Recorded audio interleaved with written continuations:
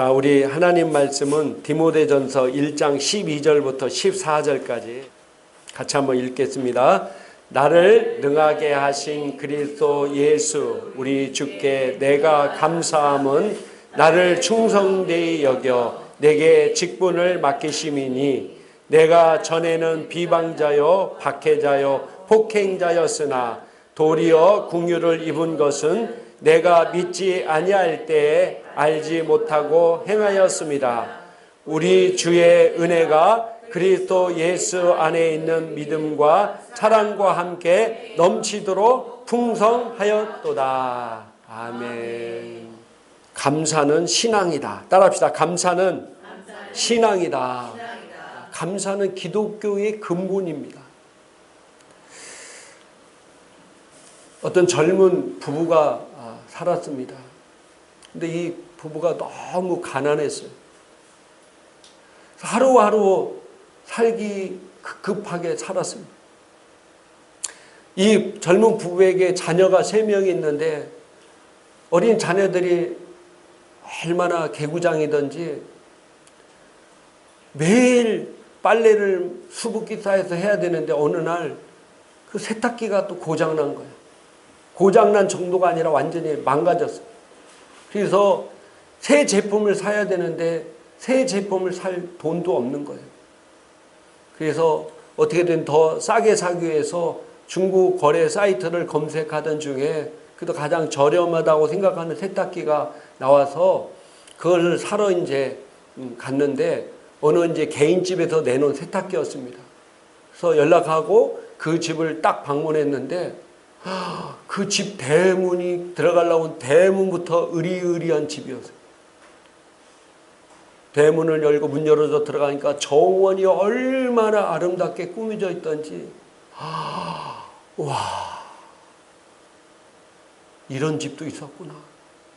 그러면서 이제 정문을 지나서 문을 열고 그 집에 딱 들어갔는데 그 집에 있는 모든 것들이 최신식 가장 좋은 것들만 있는 거예요.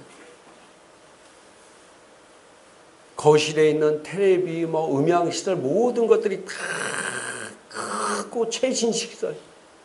기가 팍 죽어서 이제 주방 쪽에 있는 안쪽에 들어가는 이제 세탁기를 보러 들어갔는데 주방에 있는 시설도 그릇부터 시작해가지고 다 비싸고 좋은 것들만 있는 거예요.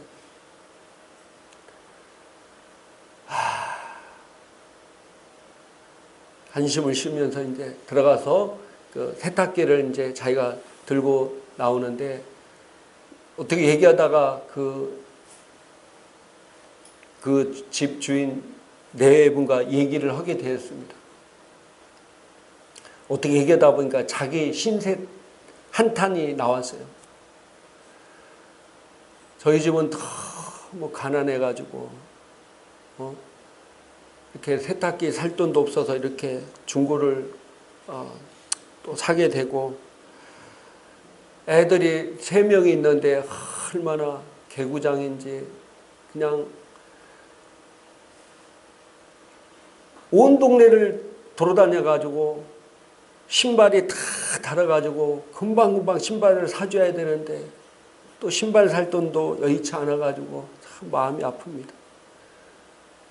빨래 거리가 너무 많이 나와서 이렇게 세탁기에 고장나서 이렇게 중고를 사게 됐습니다.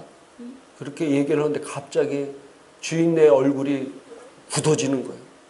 그러더니 그 부인이 얼굴에 너무 굳은 표정 하더니 방으로 쑥 들어가 버린 거예요.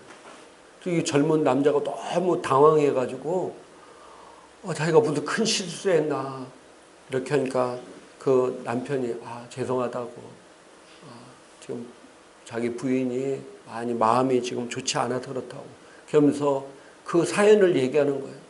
자기 집에는 딸이 하나 있는데 이 딸이 지금 12살인데 이 딸은 태어나면서부터 계속 천성적으로 어떤 질병이 있어가지고 지금 12년 동안 한 번도 땅을 뒤진 적이 없다.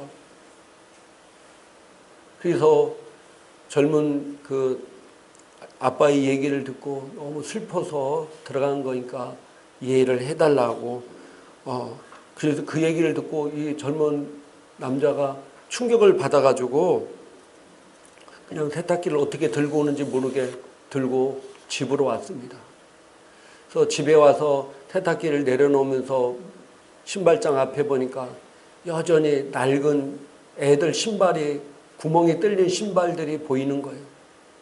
그래서 예전 같았으면은 그것을 보고 불행해 보이고 슬퍼 보이는 광경이었지만은 그 낡은 신발을 보면서 남편은 무릎을 꿇고 하나님 앞에 회개했다는 거예요.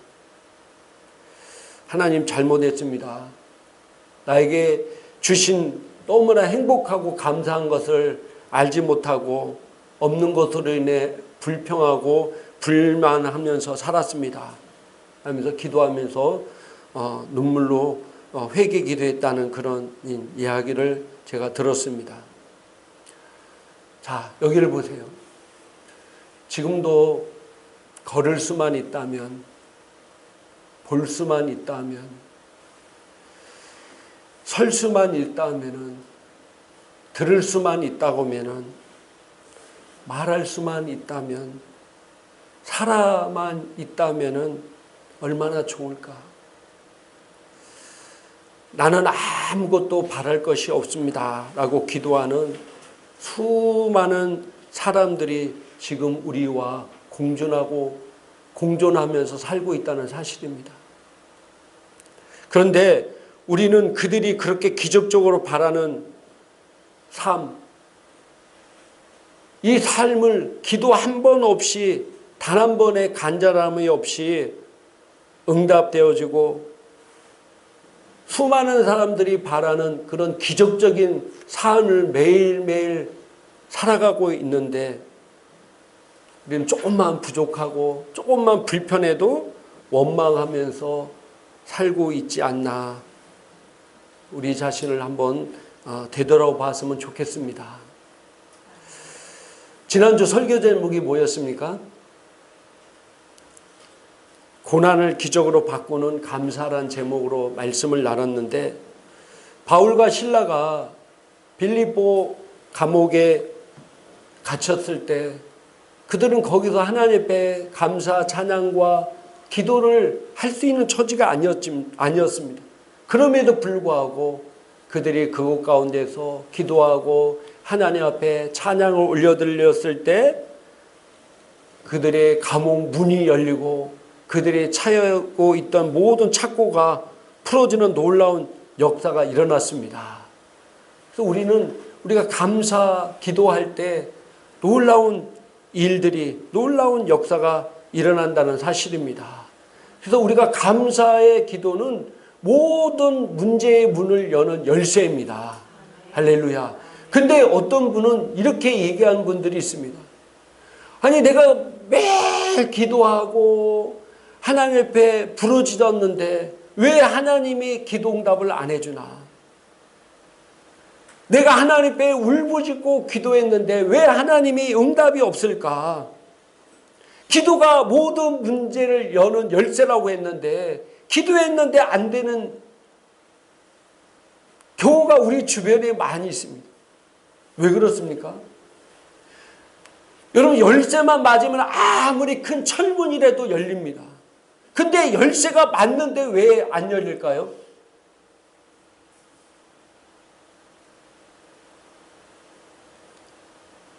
분명히 모든 문제를 해결하는 것이 바로 기도고, 그래서 내가 기도했는데 왜 안 열릴까요?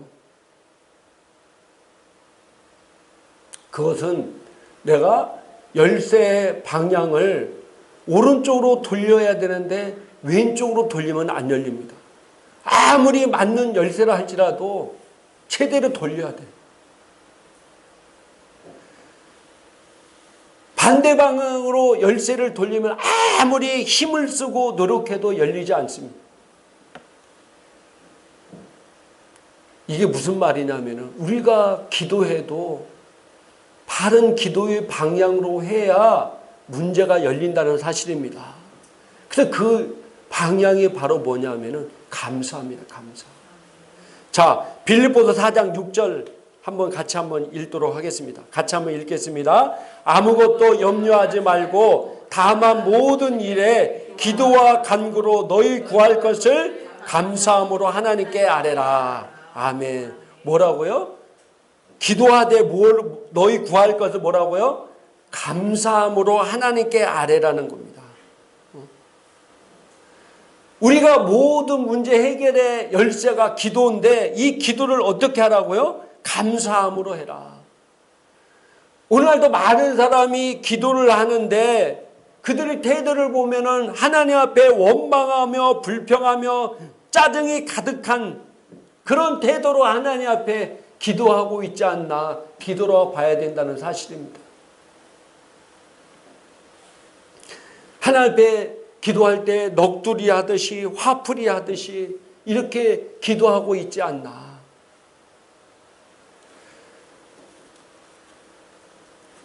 제가 옛날에 군 생활할 때 밤에 보초 서면서 막 눈물이 나는 거예요. 제가 막 눈물을 막 펑펑 눈물을 흘렸어요. 왜 울었냐면은 너무 속상한 거예요.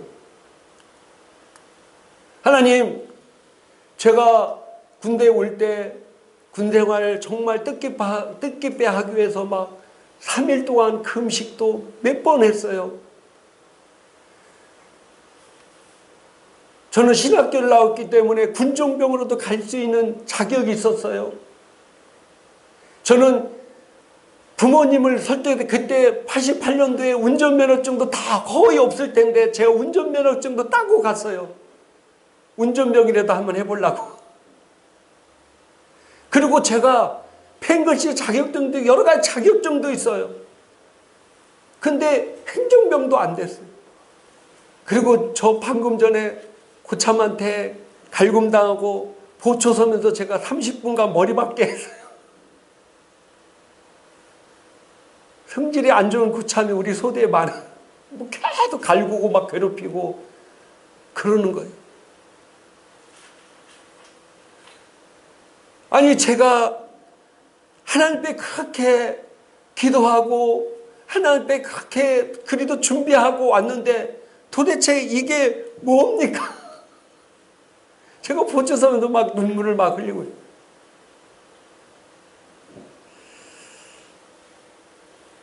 제가 기도가 계속 기도하고 준비해왔던 건 하나도 안 이루어지고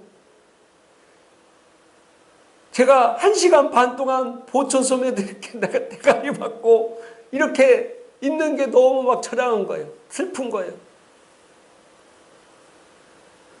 그리고 눈물을 흘리면서 있는데 내 마음에도 그런 마음이 드는 거예요. 그래도 감사해라. 내가 기도를 뭘로 했어요? 원망은 불평한 거예요. 내가 이렇게 했는데 하나님 왜 저한테 왜 그러세요?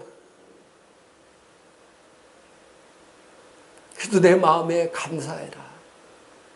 그래서 제가 하나님 앞에 막 감사 기도를 했어요.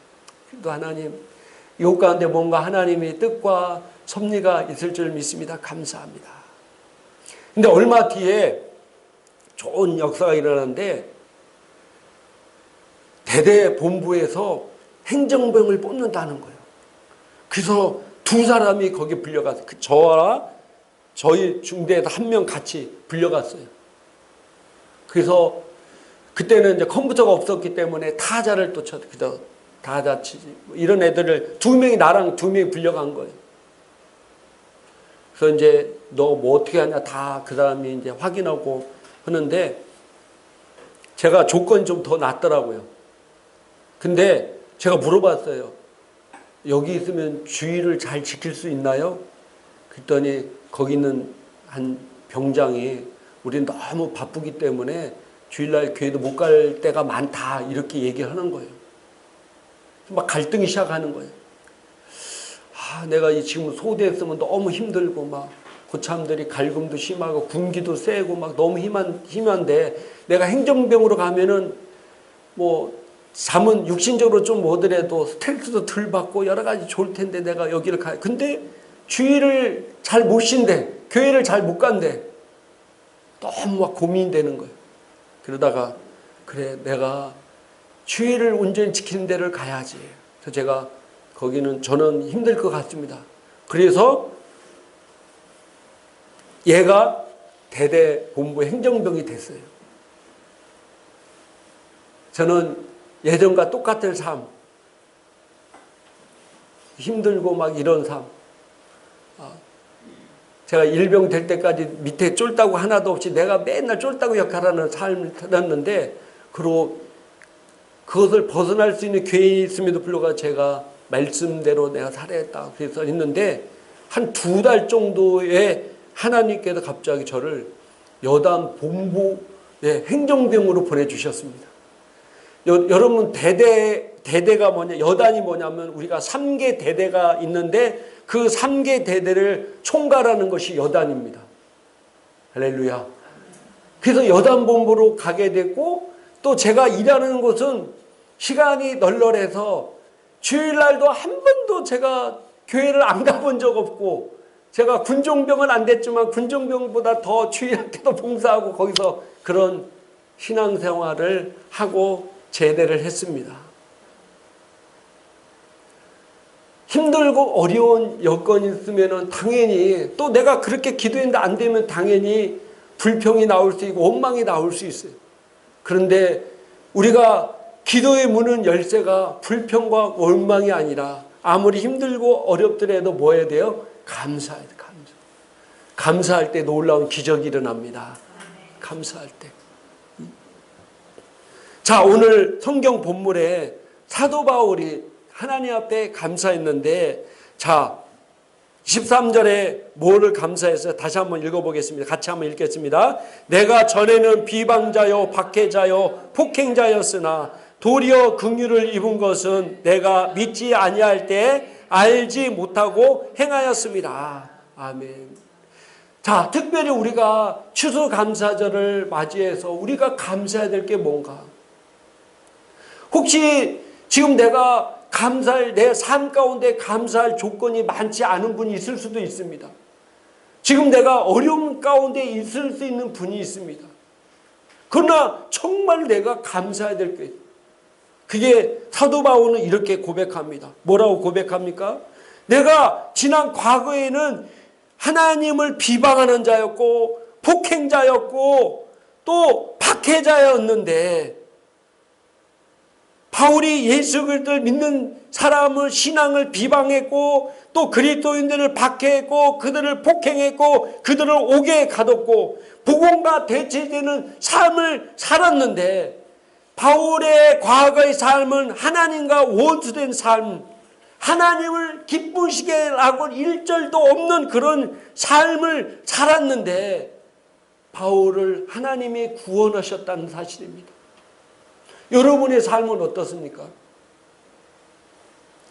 우리도 우리 자신을 볼 때 이 땅에 수많은 사람들, 지금도 10명 중에 8명이 아니면 9명이 예수를 안 믿는 우리나라 이 땅에서도 그들보다 내가 나은 게 뭐가 있습니까? 사도 바울의 고백처럼 우리는 죄인 중에 괴수, 잘난 것 아무것도 없고 죄인 중에 괴수였던 우리가 이렇게 하나님 은혜로 구원받고 하나님을 알 수 있게 되었다는 것이 얼마나 큰 기적이고 감사의 조건입니까? 천하보다 한 영혼이 천하보다 한 영혼이 귀하다고 했는데, 우리가 뭐 잘나서 구원받았습니까? 우리가 뭐 뛰어나서 구원받았습니까? 우리가 지금 믿지 않는 사람보다 뭔가 뭐 특이해서 구원받았습니까? 아니잖아요. 이 땅에는 나보다 잘난 사람도 많고, 이 땅에 나보다 뛰어난 사람도 많고, 이 땅에 나보다 더 착한 사람도 많이 있는데,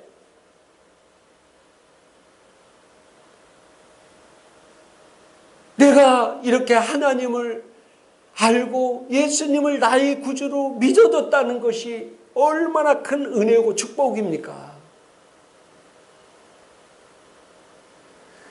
여러분, 정말 마지막 때 하나님 심판대에 올라갔을 때 그때 그 그 감격과 은혜와 축복은 이루 말할 수 없을 것입니다. 믿지 않는 자는 그때 하나님 앞에 심판될 때 그 두려움은 정말로 끔찍할 겁니다. 이루 말할 수 없는 끔찍함. 그런데 내가 구원받았다는 이 자체가 얼마나 큰 감사합니까? 특별히 주님이 나를 긍휼히 여기셨다. 긍휼히 여겼다. 나를 불쌍히 여겼다는 겁니다. 우리가 이 땅에 살면서 긍휼히 입이고 불쌍히 입을 어떤 조건을 가지지 못했습니다.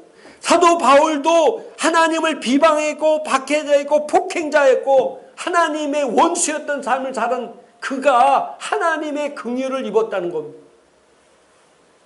우리도 정말로 우리가 예수 믿기 전 우리 삶 영혼이 저주받고 지옥 갈 수밖에 없는 그런 삶이었음에도 불구하고 하나님이 나를 긍휼히 여기사 불쌍히 여기사 나를 구원했다. 나를 구원했다. 로마서 5장 10절 성경은 이렇게 말씀하고 있습니다. 같이 한번 읽겠습니다. 곧 우리가 원수 되었을 때 그의 아들의 죽으심으로 말미암아 하나님과 화목하게 되었은즉 화목하게 된 자로서는 더욱 그의 살아나심으로 말미암아 구원을 받을 것이니라. 아멘. 얼마나 감사합니다. 우리는 영적인 존재입니다. 그래서 우리가 영으로서 내가 감사해. 우리가 육신적으로 나타나는 것은 잠시 있다가 없어질 것들입니다.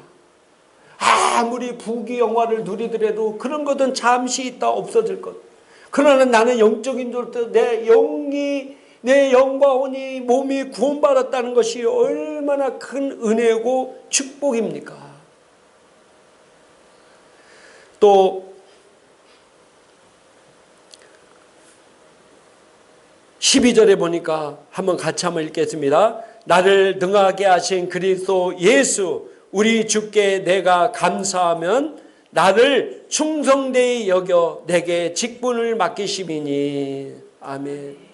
주님이 사도 바울을 그런 박해자였고 핍박자였고 비방자였던 사도 바울을 충성되이 여겨 직분을 맡기셨다는 겁니다. 사도 바울이 충성된 행동을 해서 그에게 직분을 맡긴 것이 아니었습니다. 그죠?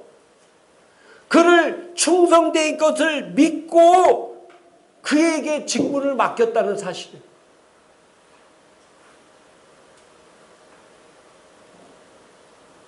요즘 불신의 시대에 그런데 주님은 나를 믿고 나에게 직분을 맡겼다는 사실. 이 불신의 시대에 이렇게 살고 있습니다. 그런데 주님은 나를 미리 믿어버리고 나를 또 뭘 여겼다고요? 충성되이 여기서 내게 직분을 맡겼다는 것. 내가 목사인 거, 내가 장로이고 권사이고 집사이고 내가 여러분들이 각 어떤 일을 할 때 그걸 하나님이 미리 나를 뭐 여겼다고요? 충성되이 여겨서 그 직분을 맡겼다는 겁니다. 나를 완전히 믿었다는 거예요. 내 삶의 태도가 사도 바울이 완전히 바뀌어서 막 열심히 해서 충성되이 맡긴 게 아니잖아요. 사도 바울은 방금 전까지 박해자였고 핍박자였고 주님을 회방하는 자였어요. 그런데 그를 충성되이 여겨 그에게 직분을 맡겼다.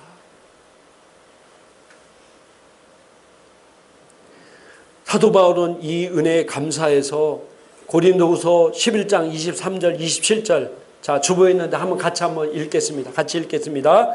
그들이 그리스도의 일꾼이냐 정신없는 말을 하거니와 나는 더욱 그러하도다. 내가 수고를 넘치도록 하고 옥에 갇히기도 더 많이 하고 매도 수없이 맞고 여러 번 죽을 뻔하였으니 유대인들에게 40에 하나 감한 매를 5번 맞았으며 3번 태장을 맞고 1번 돌로 맞고 3번 파선을 당하고 주 일주야를 깊은 바다에서 지냈으며 여러 번 여행하면서 강의 위험과 강도의 위험과 동족의 위험과 이방인의 위험과 시내의 위험과 광야의 위험과 바다의 위험과 거짓 형제 중에 위험을 당하고 또 수고하며 애쓰고 여러 번 자지 못하고 줄이며 목마르고 여러 번 굶고 춥고 헐벗었노라. 아멘.